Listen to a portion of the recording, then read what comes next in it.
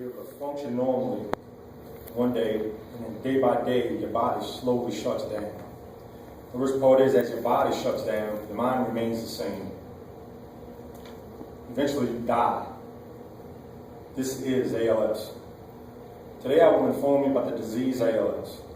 I will discuss what ALS is, how it affects people diagnosed with the illness, and the possible reasons there is no cure.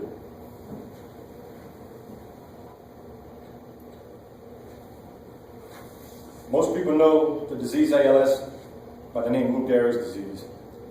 According to the website LouGehrig.com, Lou Gehrig was a famous professional baseball player who played for the New York Yankees from 1923 to 1939.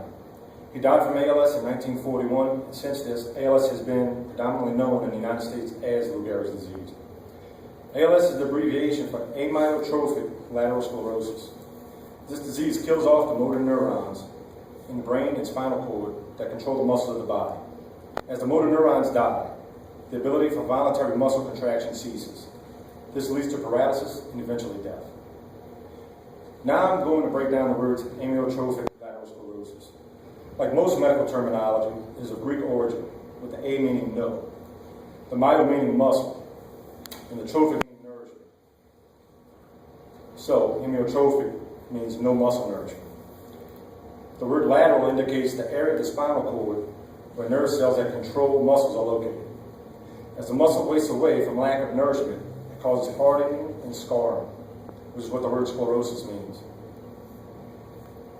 According to the website ALSA.org, based on U.S. population studies, a little over 5,600 people in the U.S. are diagnosed with ALS each year. That's 15 new cases a day. It is estimated that as many as 30,000 Americans have the disease at any given time. There is no known cause in the medical community for ALS or a known way the disease is contracted. There are some studies that show a higher incidence in people that are genetically predispositioned, but there is no proof. However, it is known that military veterans, particularly those deployed during the Gulf War, are approximately twice as likely to contract this disease. As I stated in the beginning, ALS affects the nerves of the body by shutting down the signals that are sent through motor neurons to muscles.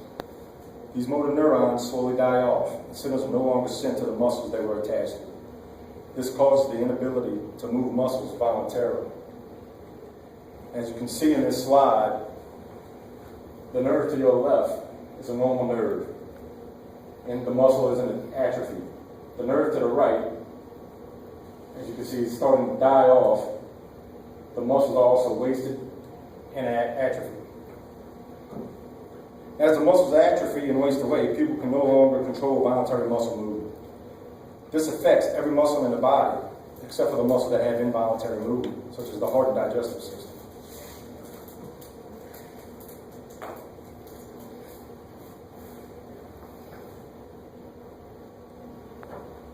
This is a picture of Steve Gleason in the fall of 2005 when he was playing for the New Orleans Saints.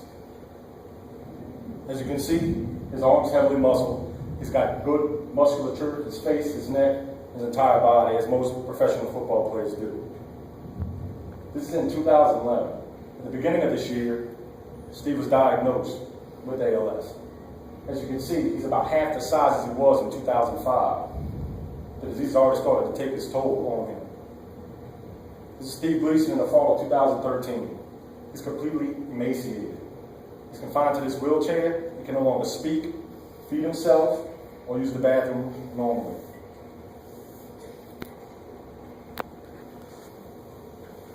Steve Gleason will probably die from this disease in the near future because there is no cure for ALS. According to the Mayo Clinic, the drug Beluzole, also known as Belutec, is the only medication approved by the Food and Drug Administration for ALS. The drug appears to slow the disease's progression in some people, perhaps by reducing levels of a chemical messenger in the brain, glutamine, that's often present at higher levels in people with ALS. There is funding and research attempting to find a cure for ALS. If there was a more definitive way that is contracted, like AIDS for instance, this process might move along faster. Another reason that finding a cure is moving at a snail's pace is that it is not as common as, say, cancer. I wouldn't want ALS to be as easily contracted as AIDS or as common as cancer, but these are reasons that these two diseases have more funding and research than ALS. So the bottom line is that ALS is a death sentence that slowly shuts down the body until death overcomes the inflicted. Today I have informed you about ALS. I have discussed what ALS is, what it does to the body, and the possible reasons there is no cure. In closing, I'm going to read you an excerpt from YouTube that Team Gleason put on there with the assistance of the NFL players and coaches. ALS doesn't just kill you, it shuts you down little by little, bit by bit. It starts small. Maybe it's holding a pencil that gets difficult, or getting up from your chair. Then you find it hard to turn the pages of a book because you can't move your fingers. Your mind keeps working, but your body doesn't respond.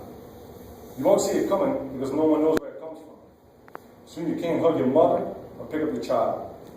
You won't be able to tie your shoes. You don't need to tie your shoes because now you can't walk. You can't eat or shave, laugh or sing. First you can't catch a ball, then you can't catch your breath. ALS doesn't just kill you, it steals your life, a little bit at a time. And it doesn't stop until there's nothing left. Unless we stop it first or we stop it now. Thank you.